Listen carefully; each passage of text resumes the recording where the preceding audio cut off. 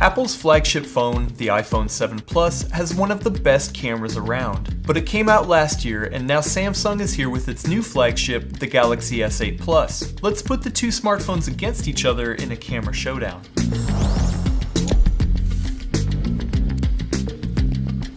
First, let's compare specs. The iPhone 7 Plus's main camera has a 12 megapixel sensor, a fast f1.8 lens, and a DCI P3 color gamut.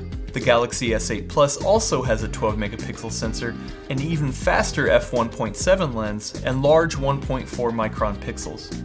On paper this looks like a close fight, but we'll have to see in real-world testing. Second, we need to set some parameters, so I'll be using these cameras the way most people do, in auto mode. That means straight out of the pocket, using the stock app, with HDR on auto. The only setting I'm changing is megapixel count, going for the full resolution of each camera. Now to the testing. I'm going to be focusing on three main categories: color, clarity, and range. First up is color, and what I'm looking for is accuracy, vividness, and how the camera balances color temperature. I was in Las Vegas recently for the NAB show and was able to get a wide variety of shots, like this one outside of Caesars. Here both cameras handle themselves well in full light and produce vivid colors, but the S8 pumps up the contrast and is a bit cooler than the 7 Plus. The 7 Plus handles the white balance a bit better on this indoor shot at the Apple Store, but it did have home field advantage. And the GS8 warms this shot up as well, resulting in the purple turning a bit more magenta.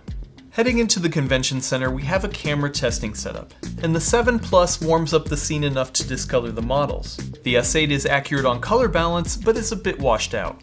This green screen setup also shows that the 7 Plus leaned to the warmer side, failing to give us an accurate white on the left. And it once again took the skin tones of the model to a horrible place. Both cameras really struggle with accurate white balance, so it's really down to saturation and color depth. And even though the iPhone 7 Plus technically has a wider color gamut, the Galaxy S8 just has a more pleasing variance in colors. I'm going to give the color category to the Samsung Galaxy S8, but only by a legendary pickle. The next test is clarity.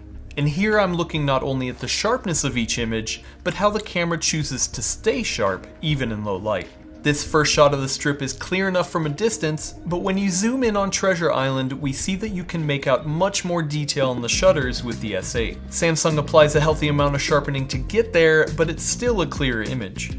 Moving inside, it's the same story. We can just see more information in the grass here.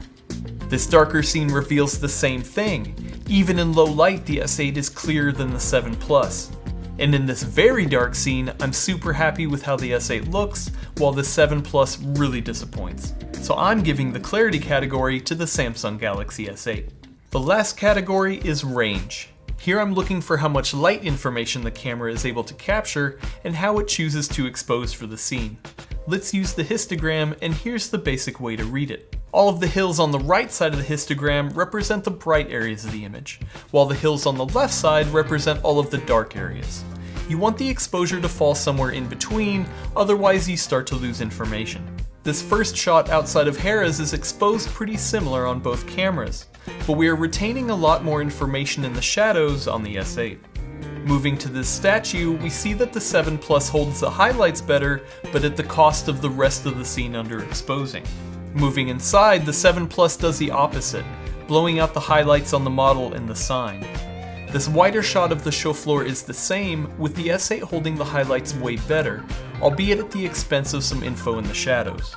Overall, I was disappointed with how the 7 Plus performed in high contrast scenarios, and never really exposing the shot how I wanted.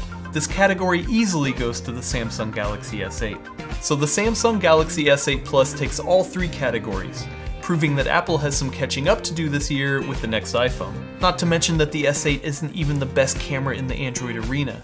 We gave that honor to the LG G6. So the challenge falls on Apple to not only push its camera forward, but still add groundbreaking features like the portrait mode. And dear God, please add a manual mode, Apple.